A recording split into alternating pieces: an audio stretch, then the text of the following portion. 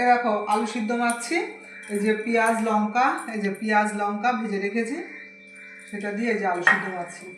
আজকে ওদের শরীর খুব একটা ভালো না, সেই জন্য আমি বললাম কিছু দিতে হবে না, আমরা আমাদের মতো একটু করে নেব।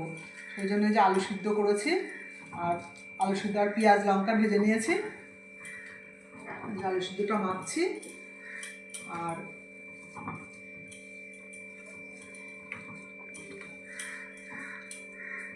এটা খেতে খুব টেস্ট হয়, পেঁয়াজ ভাজা দিয়ে আলু সিদ্ধ।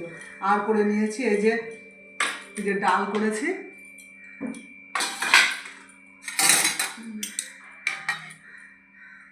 এরকম ডাল করেছি।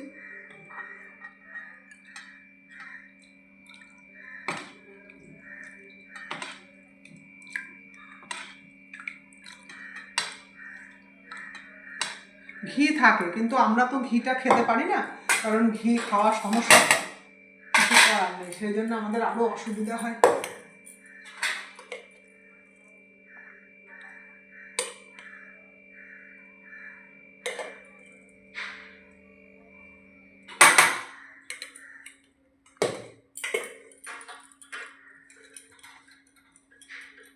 আজকে ডাল ভাত আর আলু সিদ্ধ এই দিয়েই খেতে হবে।